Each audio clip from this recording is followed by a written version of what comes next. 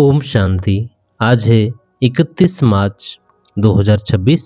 चलिए सुनते हैं आज का दिव्य संदेश। कोई भी भूल हो तो परमात्मा से क्षमा ले लेना है और उनकी श्रीमत पर चलना है, न कि अपने मत पर। कई कहते एक हैं और करते दूसरा है, इसीलिए परमात्मा कहते हैं कि देखो कैसा वंडर है। बाप कितना प्रेम से समझाते हैं, परंतु जो करने वाले हैं बहुत थोड़े निकलते हैं। परमात्मा कह रहे हैं कि बच्चों में इतना ताकत ही नहीं है जो श्रीमत पर चल सके, तो जरूर रावण के मत पर चल रहे हैं। कोटो में कोई है जो कि रात दिन सर्विस का, जिनको ख्याल रहता है, ईश्वरीय संबंध से लव रहता है, बाहर में उनकी बुद्धि कहीं नहीं जाती, वही दिल पर चढ़े रहते हैं। जब हम ईश्वरीय मत पर चलने लगते हैं तो माया हमारा दुश्मन बन पड़ती है। अगर बुद्धि बाहर चली जाती है तो माया हमें गिरा देती है।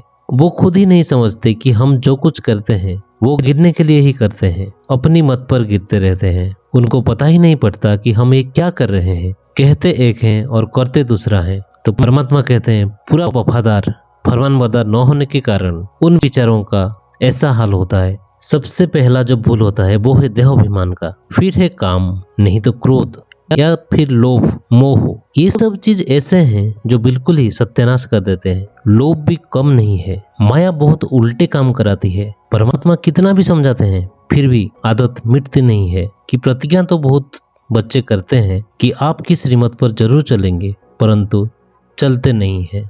आत्माभिमानी बन बाप को याद करना है, कदम कदम पर बाप की श्रीमत पर चलना है, हृदय को बहुत शुद्ध बनाना है, खुद से ये चेक करना है कि कहाँ तक मैं श्रीमत पर चल रहा हूँ।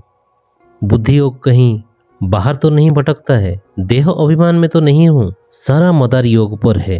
भारत का योग मशहूर है जो कि निराकार बाप आकर हमें सिखाते हैं। अगर कोई भूल हो जाए तो परमात्मा से क्षमा मांग लेना चाहिए, क्योंकि अगर क्षमा नहीं लेंगे तो वह पाप वृद्धि को पाते रहेंगे। देह अभिमान से ही भूलें होती है और इसीलिए परमात्मा सावधानी देते हैं कि बच्चे खबरदार रहो, सच्चाई से बाप की सर्विस में लग जाना है, फरमानबरदार बनना है, ईश्वरीय परिवार से सच्चा लव रखना है, श्रीमत में मनमत रावण की मत मिक्स नहीं करना है, हृदय को शुद्ध पवित्र बनाना है। रूहानियत की सर्वशक्तियां अगर स्वयं में धारण कर लेते हैं तो रूहानियत की खुशबू सहज ही अनेक आत्माओं को अपने तरफ आकर्षित करेगी। इसी रूहानियत की शक्ति से बाप का परिचय व मुख्य संदेश भी दे सकेंगे। चाहे जितने भी दूर कोई हो, अनेक आत्माओं का कल्याण कर सकेंगे और विश्व कल्याणकारी कहलाएंगे। अपने पास शुद्ध व श्रेष्ठ संकल्प इमर्ज रखेंगे